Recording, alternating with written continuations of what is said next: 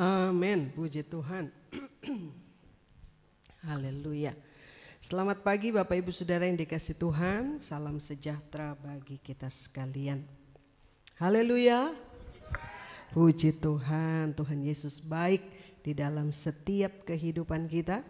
Dia memberkati kita, amin. Haleluya. Dia memelihara hidup kita sampai hari ini.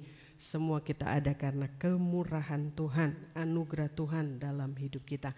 Biar pujian yang sudah kita naikkan kepada Tuhan menjadi dupa yang berbau harum, menyenangkan hati Tuhan dan membangkitkan lagi semangat kita ya di dalam mengiring Tuhan. Membangkitkan iman kita untuk lebih percaya kepada Tuhan, untuk lebih berpaut kepada Tuhan, untuk lebih dekat dengan Tuhan. Karena Tuhan Allah kita adalah Allah yang hidup, Dia Allah yang baik, selalu ada buat saudara dan saya. Puji Tuhan. Mari kita kembali kepada kitab Amsal yang beberapa waktu ini kita tinggalkan. Kembali kepada Amsal pasal yang ke-15. Sekarang kita akan melihat ayat yang ke-7. Satu ayat dari pasal 15 di ayat yang ke-7. Pagi ini saya ingin mengajak saudara melihat satu ayat ini saja. Amsal 15 ayat 7. Baik, kita baca sama-sama ayat ini. 1, 2, 3. Bibir orang bijak menaburkan pengetahuan, tetapi hati orang bebal tidak jujur. Puji Tuhan. Hari ini kita akan melihat hidup dan sikap hidup orang benar. Kita mulai dengan ayat yang ke-7 ini. Nah, saudara-saudara, pada bagian ini kembali penulis kitab Amsal berbicara kepada kita tentang hidup, sikap hidup kita. Dan diawali dengan pasal yang ke-15 ayat 7 ini kembali disinggung lagi mengenai bibir ya. Sebenarnya berulang-ulang ya, bibir, mulut, lidah, bibir, mulut, lidah ya. Amsal banyak sekali bicara tentang itu ya. Dan diulangi lagi pada ayat yang ke-7 di pasal 15 ini. Di sini tersinggung lagi mengenai bibir. Nah, ini bicara soal ucapan, perkataan yang keluar dari mulut kita.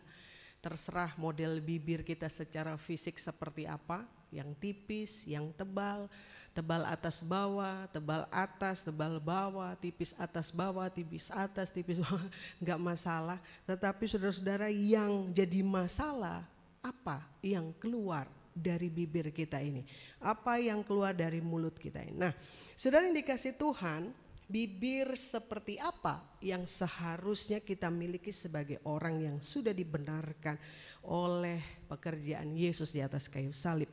Kalau saya melihat di terjemahan bahasa yang lain, terjemahan Alkitab The Passion itu saudara-saudara, di sana dikatakan ketika hikmat berbicara. Dan di sini kita lihat bahwa orang bijak, kalau di dalam terjemahan baru Alkitab kita ini dikatakan kan tadi bibir orang bijak ya. Nah, orang bijak ketika hikmat berbicara, orang bijak itu adalah orang yang memiliki hikmat di dalam hidupnya. Jadi ketika hikmat berbicara, pengetahuan yang diwahyukan dilepaskan. Tetapi menemukan hikmat yang benar dalam perkataan orang bodoh itu percuma, sia-sia, begitu saudara ya. Terjemahan yang lain mengatakan. Nah, agar kita mungkin lebih jelas saja kita lihat dari, bisa kita katakan ini sebagai contoh juga ya. Yesaya pasal 6 ayat yang pertama sampai ayat yang ke-7. Yesaya pasal 6 ayat 1 sampai ayat yang ke-7. Saya akan bacakan beberapa banyak ayat ini ya. Saudara menyimak di Alkitab saudara atau mengikuti lewat slide yang ada di depan. Yesaya mendapat panggilan Allah. Dalam tahun matinya Raja Uzia, aku melihat Tuhan duduk di atas tahta yang tinggi dan menjulang. Dan ujung jubahnya memenuhi bait suci. Para serafim berdiri di sebelah atasnya. Masing-masing mempunyai 6 sayap. 2 sayap dipakai untuk menutupi muka mereka. 2 sayap dipakai untuk menutupi kaki mereka. Dan 2 sayap dipakai untuk melayang-layang. Dan mereka berseru seorang kepada yang Kepada seorang katanya, kudus, kudus, kuduslah Tuhan semesta alam, seluruh bumi penuh kemuliaannya. Maka bergoyanglah alas ambang pintu disebabkan suara orang yang berseru itu, dan rumah itu pun penuhlah dengan asap. Lalu kataku, celakalah aku binasa, sebab aku ini seorang yang najis bibir, dan aku tinggal di tengah-tengah bangsa yang najis bibir. Namun mataku telah melihat Sang Raja, yakni Tuhan semesta alam. Tetapi seorang daripada serafim itu terbang mendapatkan aku. Di tangannya ada bara yang diambilnya dengan sepit dari atas mezbah. Ia menyentuhkannya kepada mulutku serta berkata, lihat, ini telah menyentuh bibirmu, maka kesalahanmu telah dihapus dan dosamu telah diampuni. Puji Tuhan. Nah, saudara-saudara, sebenarnya yang ingin saya mengajak saudara memperhatikan itu di ayat yang kelima. Tetapi agar kita mengerti ceritanya, kita harus membaca ayat sebelumnya ya, dan ayat yang sesudahnya. Di ayat yang kelima itu kalimat yang penting untuk kita perhatikan adalah kalimat celaka aku binasa. Nah, saudara-saudara yang kekasih di dalam Tuhan, kenapa di sini kok sepertinya Nabi Yesaya itu merasa begitu ketakutan? Ya, kalau orang Probolinggo, mateng aku, mati aku, nah gitu ya kira-kira saudara ya kan. Kalau lagi gawat situasinya kan begitu saudara, mateng sambil pukul jidat biasanya kan, mati aku, nah, gitu ya. Nah, si Nabi Yesaya juga begitu ini. Nah, di sini dia mengalami satu ketakutan karena dia menyadari bahwa kalau Allah sampai berurusan dengan dia, dengan Nabi Yesaya, maka ia akan menerima murka Allah. Kenapa begitu saudara-saudara? Karena di kalimat yang selanjutnya dia katakan bahwa dia mengakui bahwa dia itu adalah seorang yang najis bibir. Bibirnya najis saudara. Ada dulu lagu saya pernah dengar, bibir durjana mungkin itu ya, najis bibir. Bibir yang berdosa. Dan saudara yang kekasih di dalam Tuhan, di sini ada banyak penafsir-penafsir atau ahli-ahli Alkitab ya, yang menyelidiki Alkitab. Mereka memiliki satu pandangan yang cukup beraneka ragam. Dan lebih banyak orang itu menganggap bahwa Yesaya ini termasuk nabi yang vokal gitu ya, nabi yang keras. Dan saudara-saudara, banyak orang berpikir bahwa oh itu karena Yesaya itu memang kalau ngomong kasar begitu. Kata-kata yang diucapkannya itu keras, kasar. Jadi dia ingat atau dikatakan bahwa dia katakan bahwa aku najis bibir. Oh aku suka ngomong keras, aku suka ngomong kata-kata menegur dengan kasar. Tetapi saudara yang kekasih di dalam Tuhan, bukan hanya itu ternyata. Ada satu waktu di mana Nabi Yesaya ini dia tidak berani untuk mengecam dosa yang dilakukan oleh umat Tuhan. Ada satu waktu dia tidak menyampaikan firman Tuhan dengan berani, dengan sebagaimana mestinya. Namanya manusia saudara ya. Ada mungkin banyak ketakutan-ketakutan yang dia pikirkan. Takut kalau saya menegur ini atau kalau saya menyampaikan ini, teguran yang datangnya dari Tuhan kepada bangsa ini, saya akan dikeroyok misalnya, saya akan mati di tangan mereka. Nah, saudara yang kekasih di dalam Tuhan, jadi dia katakan bahwa aku ini najis bibir bukan hanya ketika dia menyadari dia berkata kata-kata yang kasar, tetapi dia juga menyadari bahwa tidak selamanya di hadapan Tuhan diam itu emas, saudara-saudara. Ternyata begitu. Kalau manusia punya moto, ya, di dunia ini ada moto diam itu emas. Tetapi bagi Tuhan gak selamanya diam itu emas ternyata.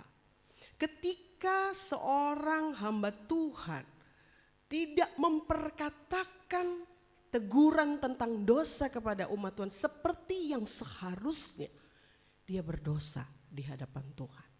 Bukan cuma ini bicara tentang hamba Tuhan, bicara juga tentang saudara dan saya. Kita orang yang percaya kepada Tuhan, ketika kita diam melihat ada seorang saudara kita yang melakukan kesalahan, dosa, kita tidak memperingati, kita tidak menegur, kita tidak menyatakan kesalahannya, kita salah di hadapan Tuhan, kita berdosa di hadapan Tuhan. Ada ayat di dalam Yehezkiel, kalau saudara lihat dalam Yehezkiel pasal 3,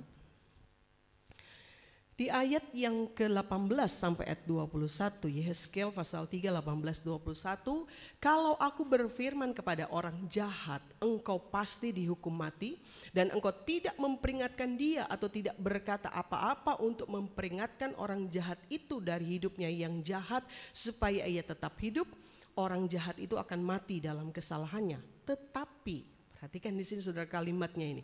Aku akan menuntut pertanggungan jawab atas nyawanya daripadamu. Ayat yang ke-19. Tetapi jikalau engkau memperingatkan orang jahat itu dan ia tidak berbalik dari kejahatannya dan dari hidupnya yang jahat, ia akan mati dalam kesalahannya, tetapi engkau telah menyelamatkan nyawamu. Ayat 20. Jikalau seorang yang benar berbalik dari kebenarannya dan ia berbuat curang dan aku meletakkan batu sandungan di hadapannya, ia akan mati. Oleh karena engkau tidak memperingatkan dia, ia akan mati dalam dosanya dan perbuatan-perbuatan kebenaran yang dikerjakannya tidak akan diingat-ingat. Tetapi aku akan menuntut pertanggungan jawab atas nyawanya daripadamu. Tetapi jikalau engkau memperingatkan orang yang benar itu supaya ia jangan berbuat dosa dan memang tidak berbuat dosa, ia akan tetap hidup sebab ia mau menerima peringatan dan engkau telah menyelamatkan nyawamu. Bukan nyawanya saudara, nyawamu. Bisa kita tangkap maksud dari apa yang disampaikan ini dengan jelas pagi hari ini? Saudara yang kekasih dalam Tuhan, kalau kita tidak memperingatkan, kita tahu ada dosa yang dilakukan. Mungkin ada seorang mungkin posisi nggak nyaman, ya biasanya kan gitu, posisi nggak nyaman. Hamba Tuhan misalnya, gembala, mendapati anak Tuhan yang merupakan tiang penopang ya di dalam gereja. Karena mungkin dia memiliki finansial yang lebih dari yang lain. Saudara-saudara dilema, karena kalau ditegur dia pindah, dia nggak mau gereja, gimana kelangsungan jalannya pekerjaan Tuhan. Saudara yang kekasih dalam Tuhan, tetapi ayat ini seharusnya menjadi peringatan yang sangat keras buat saudara dan saya. Ya, kalau kita tahu, tapi kita tidak mau memberitahu saudara-saudara, salah kita di hadapan Tuhan. Dosa, kita termasuk kumpulan orang-orang yang kata Yesaya tadi, najis bibir saudara. Najis bibir bukan sekedar kata-kata kasar, kata-kata kotor, kata-kata sembrono. Ya itu termasuk ya kategori najis bibir. Tetapi diam tidak mau memperingatkan tentang dosa, itu juga termasuk dosa di hadapan Tuhan. Jadi enggak selamanya diam itu mas ya.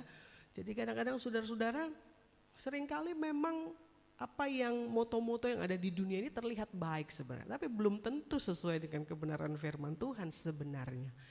Jadi saudara yang kekasih di dalam Tuhan, tidak selamanya diam itu emas. Kepada kita semua ya tertanggung darah orang itu kalau kita tidak mau memperingatkan. Entah siapa dia, siapa yang saudara kenal. Keluarga saudara, rekan saudara, siapa saja ya, kita harus berani. Mungkin dengan ngomong tentang dosanya kita akan dijauhi, kita akan dimusuhi ya, kita akan dikatakan apalah gitu. Tetapi kepada siapa kita lebih takut? Kepada Tuhan atau kepada manusia?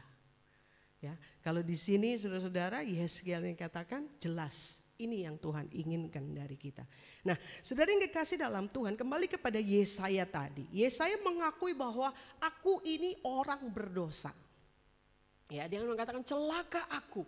Aku ini orang yang najis bibir. Dengan mengatakan demikian dia mengakui bahwa aku ini orang berdosa. Gitu. Khususnya aku bersalah dalam perkataanku.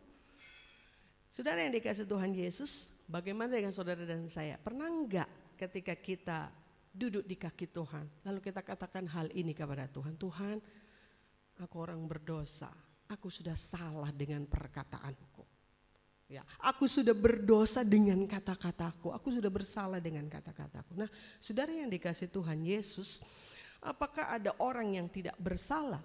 Kalau bicara soal mulut, soal bibir, Yakobus mengatakan di dalam Yakobus pasal 3 ayat yang kedua, Sebab kita bersalah dalam banyak hal, barang siapa tidak bersalah dalam perkataannya, ia adalah orang sempurna yang dapat juga mengendalikan seluruh tubuhnya. Gak ada ya, tidak ada orang yang tidak pernah bersalah dalam hal perkataan. Yakobus menuliskan hal itu. Kalau saja saudara dan saya mau jujur di hadapan Tuhan, kita semua punya alasan untuk minta ampun di hadapan Tuhan karena bibir kita, karena mulut kita. Ya, sekalipun mungkin kita merasa pantas saya ngomong seperti itu. Ya, pantas saya ngomong seperti itu kepada orang yang sudah berbuat demikian. Tetapi di hadapan Tuhan kita perlu minta ampun karena kenajisan bibir kita. Saya punya seorang teman, satu waktu dia itu alami kecelakaan, saudara-saudara, ya, namanya kecelakaan itu kan kelalaian ya dalam berkendara. Ya, dia memang posisinya sedang hamil muda dan dia bawa anaknya bonceng dan adiknya gitu boncengan sepeda. Mungkin dia mau belok gitu, ada dari arah berlawanan katanya pengendara lain yang kurang fokus gitu. Jadi dia tertabrak.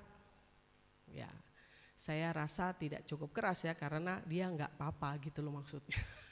Kalau keras kan pasti masuk UGD gitu ya. Ya itu jadi dia masih baik-baik saja. Dan saudara yang kekasih dalam Tuhan, dia cerita, saya marah sekali katanya. Saya itu dia bilang tidak lega kalau tidak mengumpat katanya gitu. Ayo saudara pun siapa yang di sini yang tidak lega kalau nggak meso saudara-saudara. Ya, saya sampai wah luar biasa, anak Tuhan loh saudara ya. Ya anak Tuhan, aktivis di gereja luar biasa ya. Tapi dia katakan aku kalau nggak meso nggak lega, kepikiran aku nggak bisa tidur katanya. Luar biasa, bukannya kalau habis ngumpat baru kepikiran ya. Kok saya tadi ngumpat, saya menyesal. Kok dia enggak saudara, justru dia menyesal kalau dia tidak maki gitu. Saya bilang puji Tuhan, saya bilang terus jadi ngumpat. Ya jadilah Miss katanya gitu. Oh bagus saya bilang gitu, luar biasa ya, supaya lega katanya. Nah saudara yang kekasih di dalam Tuhan, ada orang-orang yang mungkin seperti itu. Atau jangan-jangan kita termasuk salah satu dari orangnya gitu. Kalau marah enggak lego, kalau enggak meso, kalau enggak maki, kalau enggak ngumpat. Ya, nah, saudara yang kekasih di dalam Tuhan Yesus Kristus, kita punya, kalau mau jujur punya sangat banyak alasan untuk minta ampun di hadapan Tuhan, meratap Tuhan, aku orang berdosa dengan mulutku. Kadang-kadang saudara-saudara mulut kita ini lost control ya, lost control. Ya, kadang-kadang kita bercanda kelewatan, kata-kata yang keluar, candaan-candaan yang menjurus ke porno-pornoan. Nah, kita anggap itu guyon, bercanda. Tetapi sebenarnya kalau mau standar firman Tuhan, itu tidak berkenan kepada Tuhan ya.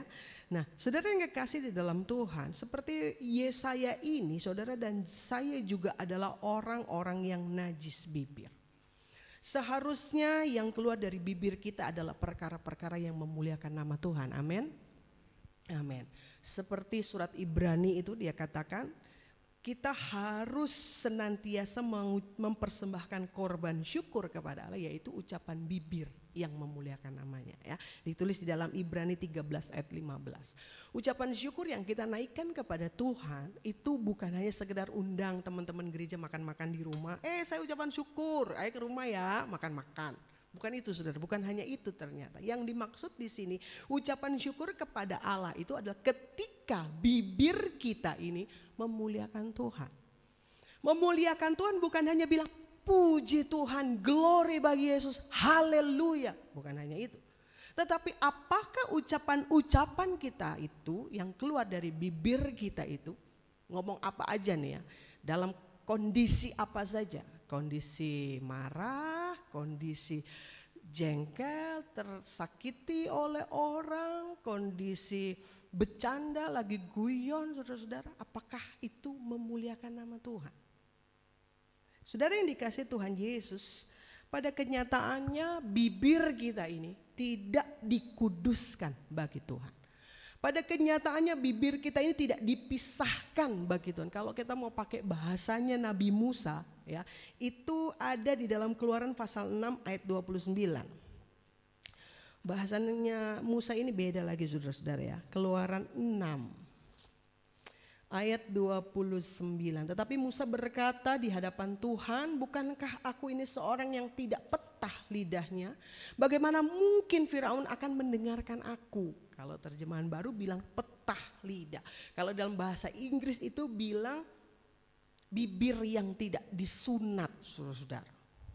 Jadi bibir yang tidak dikuduskan, dipisahkan bagi Tuhan. Bibir yang berdosa, bibir yang najis itu tadi sama dengan bibir yang gak disunat. Ya. Orang Kristen tidak lagi harus menjalani sunat secara fisik, secara lahir. Kalaupun dikerjakan itu untuk kesehatan, ya, bukan memenuhi apa yang menjadi tuntutan Tuhan. Karena yang dituntut Tuhan itu bukan sunat lahiriah tetapi sunat hati. Bibir yang disunat ini, bibir yang dikuduskan, bibir yang sudah tercemar karena dosa ini dikuduskan oleh Tuhan. Seperti itu saudara-saudara. Ya, jadi saudara yang kekasih di dalam Tuhan, karena dengan bibir yang sudah tercemar karena dosa ini, kita sudah berkata-kata dalam bahasa hati yang najis di hadapan Tuhan. Bahasa hati yang berdosa. Ada perkataan-perkataan buruk yang keluar dari bibir kita, menyakiti, merusak kebiasaan baik orang lain, saudara-saudara, gara-gara mulut kita ini. Sehingga mencemari orang lain juga. Jadi rupa-rupanya saudara-saudara yang kekasih dalam Tuhan, bibir yang najis ini itu juga berpengaruh kepada orang yang ada di sekitar kita, mencemari orang lain. Begitu saudara-saudara ya.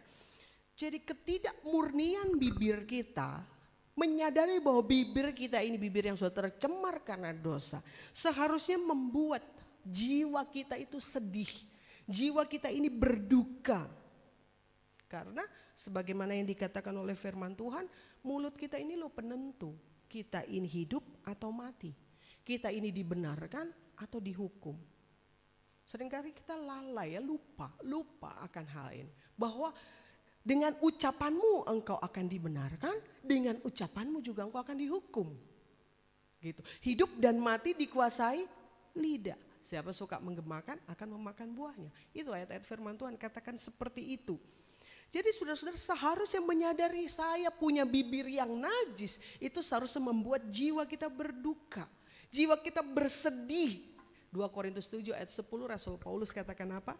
Duka cita menurut kehendak Allah menghasilkan pertobatan yang membawa keselamatan dan yang tidak akan disesalkan. Tetapi duka cita yang dari dunia ini menghasilkan kematian. Ya, kadang-kadang kita berduka karena apa?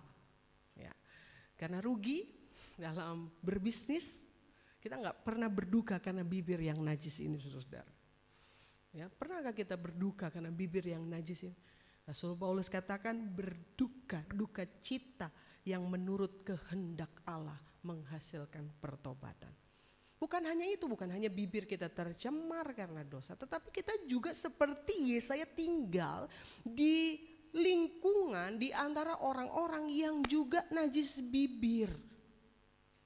Ya saudara-saudara ya. Ya kita mempunyai banyak alasan ini untuk berduka, bukan hanya karena kita sendiri, bibir kita sendiri itu tercemar, tetapi juga kita tinggal di dalam lingkungan kodrat yang memang sudah tercemar karena dosa. Ya kita tinggal di lingkungan yang sudah tercemar karena dosa. Bangsa manusia, ini bangsa manusia loh ya, nggak tahu yang lain manusia. Bangsa manusia itu sudah tercemar karena dosa, saudara-saudara. Jadi kalau kita tinggal di tengah-tengah bangsa manusia, kita juga sudah tercemar karena dosa, karena kenajisan ini. 1 Korintus pasal 15 ayat 33 ayat hafalan. 1 Korintus 15:33 apa? Pergaulan yang buruk merusak kebiasaan yang baik. Nih, pergaulan yang buruk merusak kebiasaan yang baik. Jadi saudara-saudara, kita harus punya keberanian untuk menjadi berbeda dengan dunia ini. Kita harus punya keberanian untuk tidak menjadi sama dengan dunia ini. Kenajisan bibir, dosa bibir ini saudara-saudara, ini adalah penyakit yang menular. Ya, coba saudara tinggal berkawan, berteman dengan orang-orang yang bibirnya ini itu tadi najis ya, suka ngomong kotor, suka mengumpat. Ya, lambat laun kita terpengaruh. Pasti firman Tuhan jelas, pergaulan yang buruk merusak kebiasaan yang baik. Ya, sulit yang benar mempengaruhi yang buruk, sulit. Tapi lebih mudah yang buruk mempengaruhi yang baik. Itu lebih mudah. Nah, saudara yang kekasih di dalam Tuhan, jadi kita harus hati-hati juga dengan siapa kita bergaul. Kita harus hati-hati juga dengan siapa, dengan apa yang kita dengar yang masuk ke telinga kita.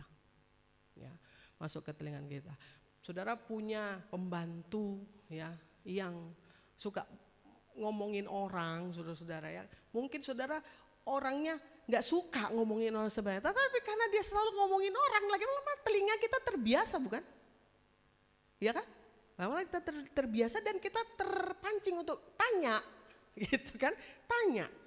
Tanya tentang seseorang atau orang tersebut yang sedang dibicarakan, dan dia akan cerita lagi yang belum tentu tahu kebenarannya seperti apa. Kira-kira gitu, saudara ya. Kira-kira begitu. Dan saudara yang kekasih di dalam, benar-benar kita harus menjaga apa yang masuk di dalam kehidupan kita. Melalui apa yang kita dengar, melalui apa yang kita baca. Saudara suka baca? Baca buku mungkin enggak, ya baca artikel di media sosial gitu ya.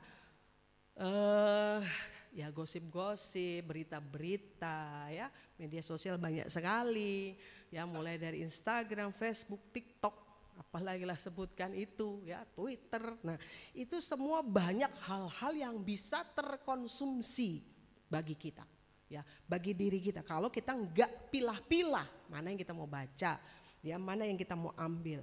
Atau kita juga harus berhati-hati dengan tipe orang yang kita kagumi ya, idolakan biasanya. Oh ya kan saudara bisa banyak banget temukan itu ya, anak-anak mengadopsi hal-hal buruk dari idolanya. Idolanya suka gimana?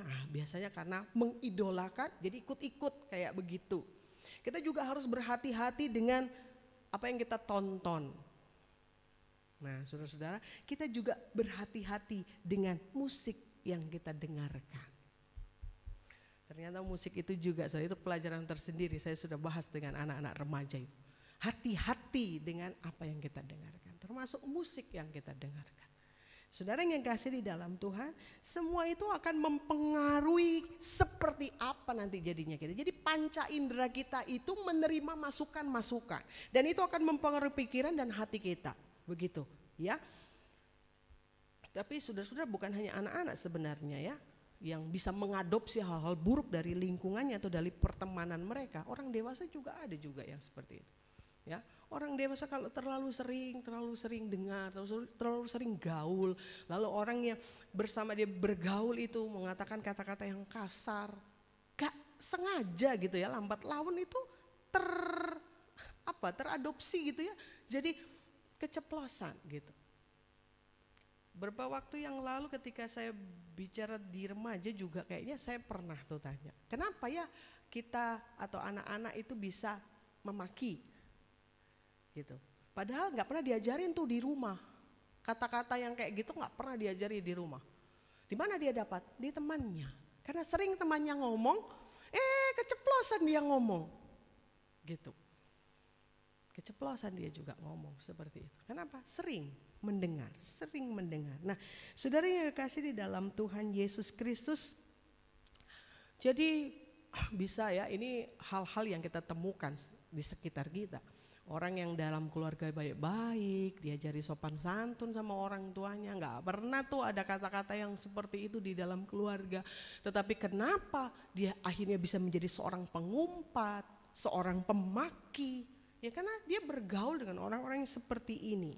Ya, jadi sudah benar-benar apa yang terserap oleh indera kita itu menjadi masukan, menjadi makanan, konsumsi bagi hati dan pikiran kita. Seperti itu saudara. Ingat Tuhan Yesus pernah bilang apa? Bilang apa saudara tentang hati dan mulut ini kaitannya? Yang keluar dari mulut berasal dari hati. Nah bagaimana bisa masuk ke hati? Ya lewat tadi panca indera kita itu. Ya, panca indera kita itu. yang kita tonton, kita dengar, kita baca, dengan siapa kita bergaul, lah itu kita konsumsi, kita masukkan di dalam hati, masukkan dalam pikiran. Walaupun mungkin nggak sengaja-sengaja saudara-saudara, kita itu otomatis ya, kadang-kadang manusia ini punya sistem auto ya untuk menyerap yang kayak gitu. Menyerap, langsung terserap, langsung tersimpan dalam hati.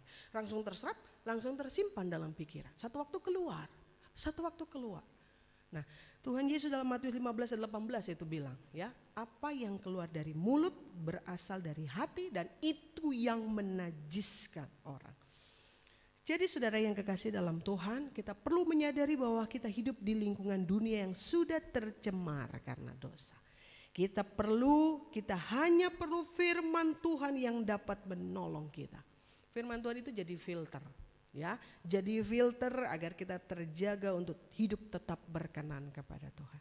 Seperti Mazmur itu ya, 119 ayat 9 sampai ayat 11. Katakan begini, Mazmur 119 ayat 9 sampai 11. Dengan apakah seorang muda mempertahankan kelakuannya bersih dengan menjaganya sesuai dengan firman-Mu. Dengan segenap hatiku aku mencari Engkau, janganlah biarkan aku menyimpang dari perintah-perintah-Mu. Dalam hatiku aku menyimpan janji-Mu supaya aku jangan berdosa terhadap Engkau. Puji Tuhan. Ya, firman Allah itu filter. Makanya saudara-saudara tidak heran ya orang Israel itu dari kanak-kanak Taurat Tuhan itu tanamkan. Itu juga seharusnya dengan saudara dan saya. Ayo tanamkan firman Tuhan dalam hati kita. Kecintaan kita dalam membaca Alkitab, membaca firman Tuhan. Karena firman Tuhan ini filter loh. Ya, filter untuk menyaring itu tadi, menjaga kita, menjaga kelakuan, mempertahankan kelakuan bersih, ya, menjauhkan kita agar jangan kita berdosa di hadapan Tuhan. Seperti itu ya. Kembali kepada Yesaya tadi, kalau kita perhatikan ayat 6 sampai ayat yang ke-7 dari Yesaya 6 itu, di sana dikatakan ada serafim yang terbang, di tangannya ada bara, diambil dengan sepit dari atas mezbah. Lalu bara itu disulutkan, disentuhkan kepada mulutku, begitu kata Yesaya. Lalu serafim itu bilang, lihat ini telah menyentuh bibirmu, maka kesalahanmu telah dihapus dan dosamu telah diampuni. Jadi kita perlu bara api Tuhan, bara api dari mezbah Tuhan untuk menyucikan bibir kita dari segala kenajisan. Ya, kita perlu memberi diri kita disucikan itu. Tuhan mau menyucikan, tapi kalau kita nggak mau disucikan, kan Tuhan bukan maksa. Ya, Tuhan itu tidak memaksa. Kalau kita merasa perlu diri kita disucikan oleh api Tuhan, kita datang kepada Tuhan. Ya, kasih bibir, Tuhan, aku najis bibir, sucikan bibirku. Begitu saudara ya. Dibakar dengan api Tuhan, api dari mezbah Tuhan. Kita perlu memberikan bibir kita, mulut kita ini untuk disunat oleh Tuhan. Ya, dibuang segala hal-hal yang jahat dari mulut kita. Nah, setelah kita disucikan, saudara-saudara, setelah bara api dari mezbah Tuhan itu menyucikan bibir kita, menyucikan mulut kita, hal yang perlu kita lakukan adalah kita harus melatih diri kita belajar untuk memiliki perkataan hikmat. Seperti yang dikatakan Amsal tadi 15 ayat 7 tadi. Ya, bibir orang benar tadi apa? Bibir orang benar lupa menaburkan, bibir orang bijak menaburkan pengetahuan. Ya, ketika hikmat berbicara, pengetahuan diwahyukan. Ya, jadi saudara-saudara, setelah bibir dan mulut kita ini mengalami penyucian dari Tuhan, maka saudara yang kekasih di dalam Tuhan, kita perlu melatih diri kita belajar agar kita memiliki perkataan hikmat. Ayat yang sangat terkenal dan sering kali saya pakai saudara-saudara dalam hal ini adalah Yesaya 50 ayat 4 sampai ayat 5. Yesaya 50 ayat 4 sampai ayat 5 itu bicara soal lidah murid dan telinga seorang murid. Bagaimana saudara dan saya harus duduk belajar menjadi seorang murid di hadapan Tuhan. Telinga kita harus dilatih untuk mendengar firman Tuhan dengan peka dan benar. Cara kita mendengar menentukan apa yang kita dapatkan, saudara. Ya, jangan mendengar asal mendengar, tapi mendengar terus ngerti gitu. Mendengar dengan pengertian, mendengar dengan mengerti, itu mendengar dengan benar. Kalau cuma dengar nggak ngerti, saudara, kita nggak akan tahu apa yang harus kita lakukan. Jadi dalam kita mendengar firman Tuhan, kita harus melatih diri kita. Mendengar firman Tuhan itu perlu latihan, saudara. Ya, orang yang tidak terlatih mendengar firman Tuhan, ada aja pasti yang ngantuk lah, yang apa, macam-macam kan, yang ngobrol lah, yang buka HP lah, lihat apa, akhirnya hilang dari pemberitaan firman Tuhan, hilang dari fokus mendengar firman Tuhan. Gitu. Memang mendengar firman Tuhan itu harus dilatih agar kita peka. Ya, kita mendengar dengan baik, mendengar dengan benar. Nah, lidah juga begitu, mulut juga begitu. Harus dilatih untuk mempercakapkan firman Tuhan. Apa yang saudara percakapkan ketika saudara duduk bersama dengan keluarga saudara di rumah, ketika bercengkrama? Atau saudara katakan, aduh bercengkrama, gak ada waktu.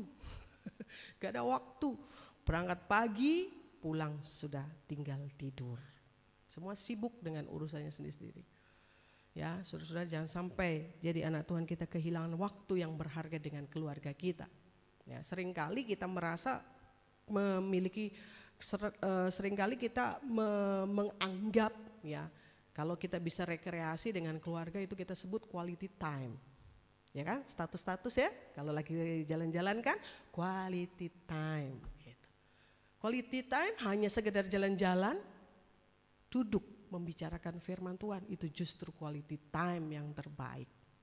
Bagaimana orang tua membahas tentang firman Tuhan dengan anak-anak mereka, ngobrolin tentang firman Tuhan. Pernah enggak saudara-saudara? Yang senyum-senyum setengah pernah setengah enggak kali ya. Saudara yang kekasih di dalam Tuhan Yesus Kristus, lidah kita harus dilatih untuk mempercakapkan firman Tuhan. Baik untuk menegur dosa maupun untuk menghibur, menguatkan orang yang sedang ada dalam tekanan, dalam kesusahan. Gitu. Nah, saudara yang kekasih di dalam, kalau nggak biasa mau ngomongin firman Tuhan itu rasanya kagok gitu ya. Gak enak mau ngomong, dibilang sok suci lagi ya kalau ngomongin firman Tuhan. Gitu. Hari menjelang kedatangan Tuhan, sudah nggak usah pusing dengan omongan orang, saudara. Kita harus menempatkan diri kita untuk hidup benar di hadapan Tuhan. Semakin suci, semakin kudus, semakin berkenan kepada Tuhan. Biar orang mau bicara apa tentang kita, yang penting kita benar di hadapan Tuhan. Itu saja, begitu ya, saudara yang kekasih dalam Tuhan ya. Yakobus pasal 3 ayat 2 sampai ayat 3 tadi sudah saya singgung bahwa dalam banyak hal saudara dan saya kita bersalah dengan perkataan kita. Tetapi selanjutnya pada ayat yang ketiga kita perhatikan di Yakobus itu, kita mengenakan kekang pada mulut kuda sehingga ia menuruti kehendak kita. Dengan jalan demikian kita dapat juga mengendalikan seluruh tubuhnya. Gak mudah memang mengendalikan lidah, tetapi bukan berarti tidak bisa. Perlu memakai kekang kuda? Pakai. Ya, perlu pakai kekang kuda supaya gak ngomongnya sembarangan, saudara-saudara. Ya, perlu pakai. Dan saudara yang kekasih di dalam Tuhan Yesus, tidak mudah tetapi bukan berarti tidak bisa. Dan kita gak bisa berdalih, saya kan belum sempurna. Saya kan belum sempurna. Alasan ini kemudian kita membiarkan bibir kita ini seperti api yang membakar hutan. Ya, lost doll tanpa kontrol. Ya, asal jeblak, saudara-saudara, asal ngomong. Ya, asal bicara. Apa yang ada di dalam hati diluapkan dengan kata-kata. Yang penting itu tadi, kayak teman saya, lega itu tadi. Ya, saudara yang kekasih dalam Tuhan, kita perlu mengenakan kekang pada bibir kita. Seperti gambaran Yakobus tadi, kuda. Ya, saudara, kuda untuk bisa diatur mulutnya harus dikekang. Bagian lain di dalam kitab Mazmur, Tuhan pernah bilang, jangan seperti kuda atau bagal yang kegarangannya harus dikendalikan dengan tali les dan kekang. Saya lupa di mana alamatnya, tapi isinya itu, saudara. Itu Mazmur katakan seperti itu. Ya, kita itu bukan kuda kan? Kita bukan bagal kan? Jangan sampai kegarangan kita harus dikendalikan dengan tadi tali les dan kekang. Begitu. Masa Tuhan harus bikin seperti itu kepada kita? Kan kita bukan kuda, bukan bagal, kita anak Tuhan. Mulut kita harus terkontrol dengan firman Tuhan dan Roh Kudus. Itulah kekang kita. Kita harus mengenakan kekang itu, jangan sampai kita mengucapkan kata-kata yang salah. Nah itu Mazmur 32 ayat 9. Cocok ya isinya. Kadang-kadang saya suka lupa alamatnya, ingat isinya saudara ya. Puji Tuhan. Nah saudara yang kekasih di dalam Tuhan Yesus Kristus, agar kita tidak mengucapkan kata-kata yang salah, kita perlu mengenakan kekang di dalam mulut bibir kita ini. Ya, kita perlu Tuhan, kita perlu Roh Kudus yang mengendalikan mulut dan bibir kita ini. Kata-kata yang salah itu bisa berupa perkataan-perkataan yang diucapkan dengan tidak tepat. Gitu saudara-saudara. Kadang-kadang mau ngomong tuh harus tepat. Tepat waktu, ya, timingnya tepat, situasinya tepat. Nah, itu seperti itu. Dan itu enggak gampang kan? Perlu hikmat. Nah, itu tadi kembali kepada hikmat. Orang yang berhikmat, dia menyebarkan, mengeluarkan pewahyuan katanya, mengeluarkan kata-kata yang memberkati. Kata-kata yang salah itu bisa berupa kata-kata yang sia-sia, termasuk ketidakjujuran itu termasuk saudara-saudara ya. Ya, kata-kata yang berdosa di hadapan Tuhan, gak jujur. Mulut yang penuh dengan tipu muslihat. Ya, tipu muslihat, alasan inilah, alasan itulah, ya, selalu terselubung dengan kata-kata apa yang dimaksud sebenarnya. Kata-kata yang diucapkan dengan emosi yang tidak terkendali, ada perkataan yang kasar, entah diucapkan dengan nada tinggi atau nada rendah, gitu ya. Jangan hanya karena nada tinggi itu kasar, saudara-saudara, belum tentu nada rendah juga bisa kasar. Entah itu dimainkan dengan nada mayor atau nada minor, kalau itu kasar, tetap kasar gitu. Ya, kadang-kadang ada orang ngomongnya kasar, kata-katanya itu isinya kasar sudah, tapi diucapkan dengan nada yang low, ya terlihat nggak kasar gitu ya, karena low. Beda dengan kata-kata, mungkin kata-katanya itu nggak kasar, tapi karena nadanya tinggi, ya, karena dia memang mungkin penyanyi sopran atau penyanyi tenor, terbiasa dengan nada tinggi, terkesan di telinga pendengar kasar, gitu saudara. Jadi kata-kata kasar itu, ya itu tadi, bukan karena nadanya tinggi atau nadanya rendah, dia mayor atau minor, tapi memang dia kasar. Itu bersalah di hadapan Tuhan. Efesus pasal 5 ayat yang keempat. Efesus pasal 5 ayat yang keempat, demikian juga perkataan yang kotor, yang kosong atau yang sembrono, karena hal-hal ini tidak pantas, tetapi sebaiknya ucapkanlah syukur. Nah itu jelas ya, apa yang perlu kita kerjakan, apa yang tidak boleh kita lakukan dari apa yang Tuhan kehendaki lewat firman Tuhan. Kita perlu belajar menggunakan kata-kata yang lembut. Bukan intonasinya, lagi sekali nih ya, bukan intonasinya tetapi isinya saudara-saudara. Ya, jangan hanya berdasarkan kepada intonasi, itu menipu. Apalagi pemain-pemain watak ya, pemain-pemain sandiwara itu ya, yang kalau lagi main drama dengan segenap hati itu bisa memainkan intonasi dengan baik sekali. Tetapi saudara-saudara, lembut di sini bukan intonasinya yang lembut, tetapi isinya yang lembut. Karena atau agar supaya bibir kita ini bisa menjadi bibir yang menyalurkan berkat Tuhan kepada orang lain. Ya. Matius pasal 11 ayat 29. Pikulah kuk yang kupasang dan belajarlah padaku, karena aku lemah lembut dan rendah hati, dan jiwamu akan mendapat ketenangan. Belajar kepada Tuhan Yesus, ya. Belajar kepada Tuhan Yesus di sini bukan agar penampilan saudara dan saya menjadi baik dan santun, saudara ya. Bukan itu saudara, karena penampilan itu bisa menipu. Ya, penampilan itu bisa menipu, tetapi kita perlu belajar kepada Tuhan agar kita memiliki sifat dan karakter yang sama dengan Tuhan kita Yesus Kristus, yang lemah lembut dan rendah hati. Ya, kita belajar kepada Tuhan Yesus bukan agar kita menjadi punya penampilan yang baik dan santun. Aduh saudara, kalau bilang cari orang yang lemah lembut dan santun di luar orang Kristen itu banyak sekali saudara. Ya, kalau cuma bilang baik dan santun, jauh kalau mau diukur dengan anak Tuhan. Jauh banget ya, baik, santun. Tetapi saudara-saudara, memang belajar kepada Tuhan Yesus bukan untuk itu, tetapi untuk memiliki karakter. Ya tentu saja kalau orang punya karakter dan sifat yang kayak Tuhan Yesus, dia akan menjadi lemah lembut dan juga rendah hati plus rendah hati.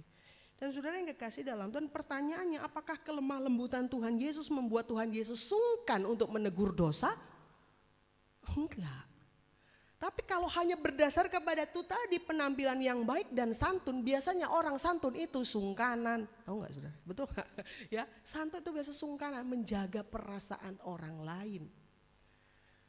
Bahayanya ketika dia diperhadapkan kepada itu tadi, kenyataan saudara yang bersalah, saudara yang jatuh ke dalam dosa, saudara yang berdosa.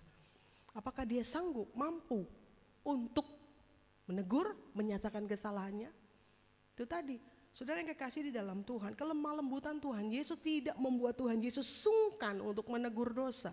Tuhan katakan berdosa ya dosa. Tuhan Yesus marah di bait Allah karena bait Allah dirusuhi dengan orang yang berjual beli, penukar-penukar uang. Padahal dikatakan bahwa Tuhan Yesus itu adalah pribadi yang lemah lembut dan rendah hati. Saudara yang kekasih di dalam Tuhan, dunia menyediakan sekolah kepribadian. Ya, ada sekolah kepribadian. Itu ada memang saudara ya, untuk membuat pribadi. Tetapi enggak ada sekolah karakter saudara-saudara. Ya, enggak ada sekolah karakter, hanya Tuhan Yesus yang kepadanya kita bisa belajar untuk memiliki karakter yang lemah lembut dan rendah hati. Enggak bisa dicari di dunia ini Tuhan, di dunia ini untuk menjadi seperti Tuhan Yesus yang lemah lembut dan rendah hati saudara. Dan Tuhan Yesus mengajar kita, dia membentuk karakter kita melalui pekerjaan firman Tuhan dan Roh Kudus. Tinggal bagaimana kita mau nggak diajar, ya. Rendah hati nggak kita untuk diajar? Ya Tuhan, saya perlu belajar. Ya, saya ini orang yang najis bibir, saya perlu belajar kepada Tuhan. Bibir saya perlu dikuduskan. Saya mau belajar untuk menjadi orang yang lemah lembut dan rendah hati seperti Yesus, seperti Engkau Tuhan. Apa yang kita bisa simpulkan dari ayat 7 dari Amsal 15 ini saudara-saudara? Yang bisa kita simpulkan adalah apa yang kita sebarkan melalui bibir kita. Kita lihat kepada diri kita masing-masing, menjadi perenungan kita. Apa yang kita sebarkan dengan bibir kita selama ini. Selalu taruh di dalam pikiran kita, dalam ingatan kita, dalam hati kita. Amsal 18 ayat 21. Hidup dan mati dikuasai lidah. Siapa suka menggemakannya akan memakan buahnya. Inilah yang harus kita waspadai dalam hidup kita. Ya, ini harus kita waspadai. Kita jaga hati kita baik-baik karena kita tinggal di tengah-tengah, ya, di tengah-tengah bangsa manusia yang najis bibir, saudara-saudara. Hati-hati dengan apa yang masuk, yang kita konsumsi lewat panca indera kita, karena itu akan mempengaruhi hati dan pikiran kita. Amsal pasal 4:23 jelas, jaga hati dengan segala kewaspadaan karena dari situ terpancar kehidupan. Apa yang masuk ke dalam hati akan tampak keluar melalui bibir kita.